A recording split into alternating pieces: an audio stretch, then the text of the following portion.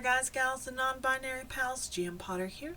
Welcome to my channel where I talk about books and bookish things. I upload on Tuesdays and Thursdays at noon Central Time with some extra videos sprinkled in here and there. I am an independent author, an avid reader, and a cat mom of 3. And today I want to talk about the 10 best books I read in 2025. These books didn't necessarily come out in 2025, but I read them this year and I just have to talk about them because they were good. So let's get into it.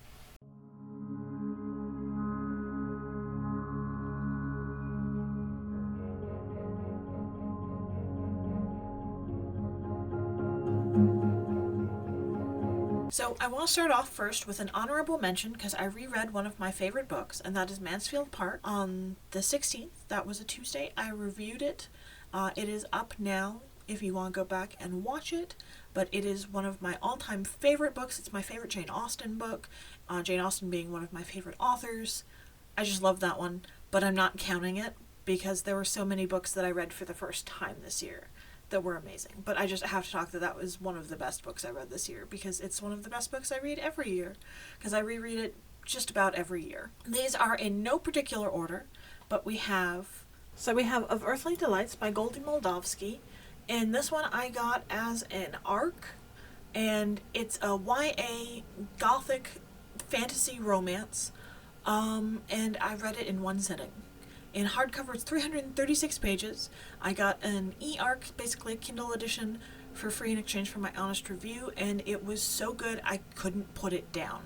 I read it while I was dog sitting in one night, while the dog's owners were at a Stars game here in Dallas, and I just couldn't put it down. It was just that good. Like, the twist happens the big twist happens like in the middle of the book, and then the rest of it is like a freight train that just keeps coming, and you can't do anything about it but just keep reading because you're praying that something else will happen, and it doesn't. And then this book wrecked me in the best possible way. It's about love and obsession. What would you do for your soulmate? When you meet the one, what would you do to keep them? Oh, it was so good. Of Earthly Delights, Goldie Moldavsky. It came out this year in May of 2025. It was so good. Absolutely brilliant book. Got me hooked on Goldie Moldavsky. She does appear later on this list.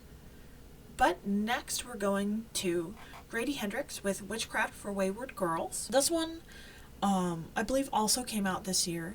And it's a body horror story where the body horror isn't the result of what you think it is. Like, this one is, it's pregnancy horror. But the horror of pregnancy isn't in the fact that your body is changing outside of your control. It's the things that this home for pregnant teens in, like, the 70s does to women. Like, the 60s or the 70s does to women. And does to these young women. And going through the horrors of giving birth and then having your baby ripped away. And being told that there's no way you can keep your baby because we know what's best for you, and what's best for you is to give it up. And it's got witchcraft and magic, and they're concocting spells, and someone has to pay the price for all this magic that you've been using. And it was so good. This book was amazing.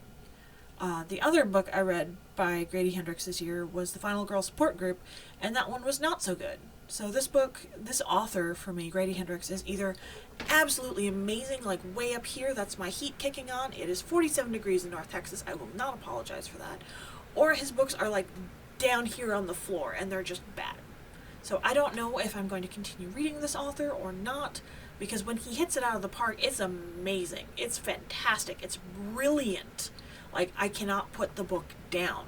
But when it's bad, it's a struggle, and it's a slog. The next book on here, also by Goldie Moldavsky, is The Mary Shelley Club. Was another 5 of 5 stars. It's another YA horror, and think The Skulls meets, like, it's so good. So it's a secret society at this elite prep school, and they do a prank, and the pranks get worse and worse and deadlier, and we find out the big twist of the secret, which I did not see coming. Like, I just did not see it coming. and it was just so good. This one came out in 2021, but it is utterly brilliant. I don't want to give anything away from it. I did a review of it. Check that out. But this book was so good. So good. Next up, we have The Warm Hands of Ghosts by Catherine Arden. This one takes place during World War I. It's about a nurse that re-enlists, a Canadian nurse who re-enlists after being sent home due to injury to find her brother. And the last line of the book blurb is, now they must decide whether their world is worth salvaging or better left behind entirely. This one made me bawl like a baby. Like, it just... This book broke me and didn't bother to put me back together. I just... My gasps were fully flabbered. It does have a satisfying ending. I wouldn't call it necessarily a happy ending, but it is a satisfying ending. And it's an ending that matters. This book matters. Came out in 2024. It's 325 pages in hardback, and it was so good. Oh my goodness, this book was so good. No, I'm going to start crying again, so let's move on to the next book on the list. And that is Hazelthorn by C.G. Drews. This one I read as an arc. Again, it's 5 for 5 stars. All the books on this list are 5 stars. From the same author of Don't Let the Forest In, which was brilliant. I love the twist ending. But this one is better. It's good for fans of Andrew Joseph White, who wrote... who writes just beautiful, like, trans horror, like trans joy and trans horror, and Shirley Jackson's We Have Always Lived in the Castle. And I told you, I wanted Hazelthorn. Oh, that line. That line hits differently. Like, the first time we hear it, we think that it's this snide, snappish, just, But at the end, it's repeated, and it's just so frickin' beautiful. This book is so good. It's so good. So good.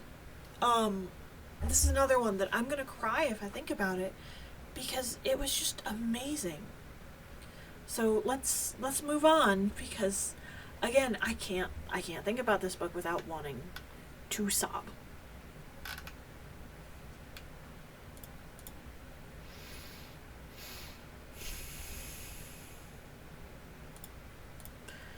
So the next book I want to talk about is What Moves the Dead by T. Kingfisher. This is the first one of the Sworn Soldiers series, and it was so good that I went out and I ordered the whole trilogy in hardback special edition to read, because this book was so good. It's a retelling of the fall of the House of Usher with, like, Mexican Gothic kind of vibes, if you know, you know. And it was just utterly brilliant. It's got trans, non-binary vibes to it. It's got mushrooms, and it's got zombies, and it's just brilliant. It was just brilliant. This one is a short book. It's a novella. It's 165 pages in paperback, and you can read it in an afternoon, and you probably will read it in an afternoon because you can't put it down. There is no way to read this book and take breaks from it, because I tried to read it a little bit at a time, and I'm like, okay, I'm gonna read a bit, and then I'm gonna go do some work. So I read, and I closed the book, and I sat down. I opened up my my document to get some writing done. I'm just gonna read a little more. Okay, I have to write today. Open the book, read some more. Like, I just had to know, and before I knew it, I had finished the book and gotten no writing done, and I just need more from this author. I just need more from this author. Like, it's utterly brilliant. It's fantastic in, like, a fantasy. It's terrific in, like, a terrifying way. It's just so good. It's just so good. And then we have The Book of Night by Holly Black. This one I have in hardback, and I have the sequel, Thief of Night, that I still need to read. But this one is brilliant. The ending was just... It's supposed to be a heartbreaking ending, but the main character is just so spunky and so gung-ho that she's like, I'm gonna fix this. And, like, they're like, I don't know if you can fix this. I don't want to fix this, blah, blah, blah. No. I'm gonna fix this. And it's a mystery, and it's so good. There's secrets, there's dark twisty turns, there's all this, that, and the other going on. There's morally gray and morally corrupt and just all these people, but somehow they're likable. Like, you like these people, even though they don't necessarily do good things, and you just want them to succeed because you care about them in a way that you shouldn't. It was so good. Then we have Boudica by PC Cast. This one I just read and reviewed a little bit ago, and it's one of the best books I've read this year. It's so good. Like, I think I passed this one on to a family friend, but only because I cried during it, and I don't know if I can read it again. If I need to read it again, I will buy another copy from an independent bookstore. It'll be great. I'll read it again. I don't know if I can read this one again. Because if you know the story of Boudica, of what happened to her daughters that spurred her on to annihilate the Romans in Great Britain, you know why I can't read this book again. But it was so good. It was well crafted. It blended historical truth with legendary fantasy. It just blended everything so well. Like, you had romance elements, and you had deals with gods and omens and magic, and then you had true evil at the hands of the Romans. And oh, it was good. It was just so good. Then we have Tourist Season, which is by the same author as Butcher and Blackbird, which is on my TBR. I need to read Butcher and Blackbird if it's anything like Tourist Season. And that is Bryn Weaver. And Tourist Season is, the tagline is, "Welcome to Cape Carnage. Visit once, stay forever." And it's a romance between two serial killers, and it's a graphic serial killer book. But it's a romance, and it's an enemies to lovers, and it's the first in a trilogy, and it ends on not a cliffhanger, but like a jaw-dropping reveal. Like, it ends on a reveal, not a cliffhanger. Like, we have two big reveals in the book, and they're both, one is not jaw-dropping because we know it, because it's dual POV between him and her, but he finds out something that she's been keeping from him, and it's a big reveal. And then we find out who this mysterious serial killer that we've been led to believe is this character over here, but it's actually this other character over here that you had no idea it was going to be. I had no idea it was going to be him, and I can usually figure out twists, but it's all there. It's all there. And I cannot wait for the next one. I think I've pre-ordered it already. I'm going to read it because it was so good. And then the last book on this list, which is by no means the worst of the best of the books I've read this year. This one, every time I think about it, I want to cry. Because Bartholomew, if you know, you know. And that is The Night and the Moth by Rachel Gillig. And that one it's so good. It's billed as a romantasy. It's not really a romantasy, I don't think, because it doesn't follow your typical romance pattern of what happens. It does have a romance element to it, a romance side plot to it, but it's not a romance novel.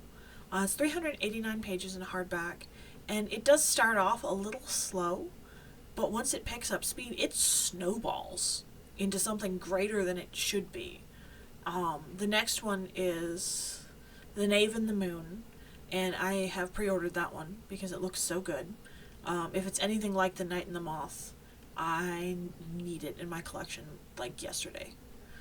This one has talking gargoyles and an epic adventure and a girl who becomes who starts off as a priestess in this like religious cult, who becomes a knight, and she's being trained by these other knights, and there's a would-be king that is trying to like inspire his people to like rally behind him, and you think all of these characters are one thing, and then slowly they're revealed to be something else, and it's heartbreaking and at times wonderful, and there's such a deep love and connection that you have to keep reading because you have to know what happens.